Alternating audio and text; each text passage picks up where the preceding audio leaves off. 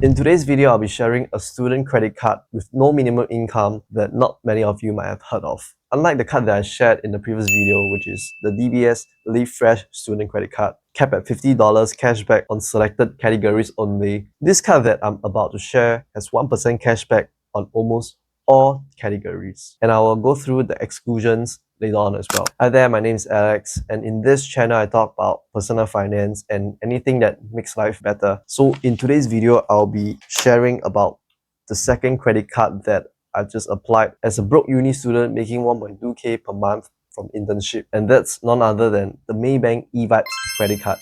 As I've mentioned before, getting a credit card here in Singapore requires a minimum of $30,000 per year as a minimum income requirement for most credit cards. And that makes applying for credit card as a broke uni student very hard. Therefore, with this low barrier to entry student credit card, you just offer an alternative for students like me to start getting into debt, to start developing good money habits and build up credit score. That being said, before you apply, here are some of the things that you should take note of.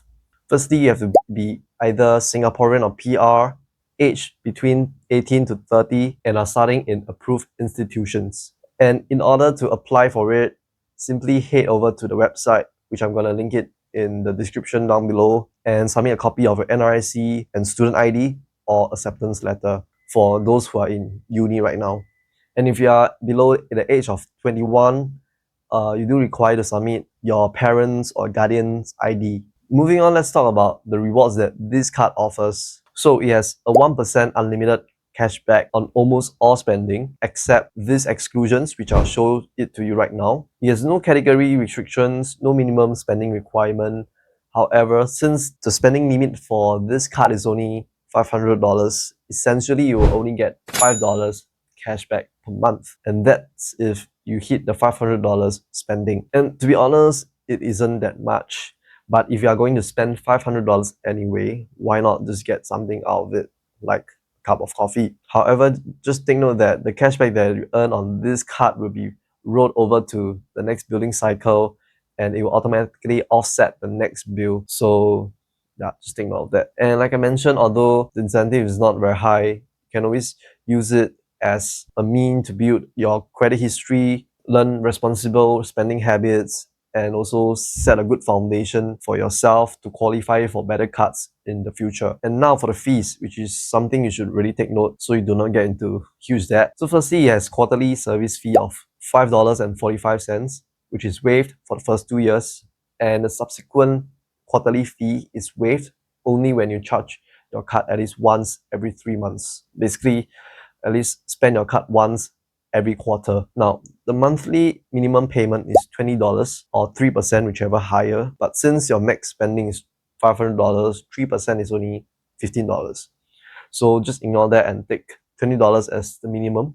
But unless you have accumulated the debt from the previous cycle such that 3% of that is more than $20, but please do not get into that situation. Next, interest-free repayment period is up to 20 days from when the card is charged. And failure to meet the minimum requirement will incur late payment charges of 5% or $100, whichever is higher. And thereafter, the interest rate charged on late payments is 27.9% per annum. What I just said basically means that, let's say if you spend $100 on a watch, okay, and when the bill statement appears for the following 20 days, you can choose to pay anytime you want for the $100 you spent, no extra cost.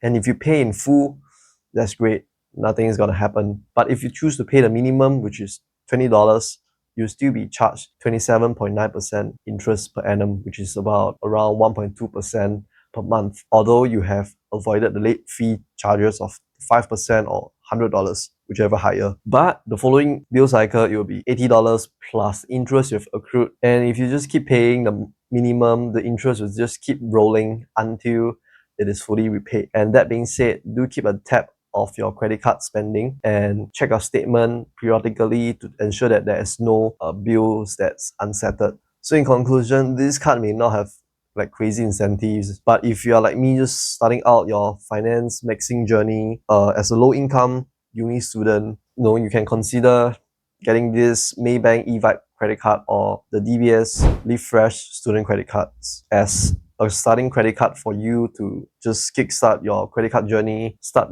developing the habits before you attain bigger spending limits in the future. And anyways, if you have other credit cards to share for low-income students like us, feel free to leave them down in the comment section below. And with that, I hope you gain some value from it. If you do, feel free to subscribe and like. And with that, I'll see you in the next one. Bye.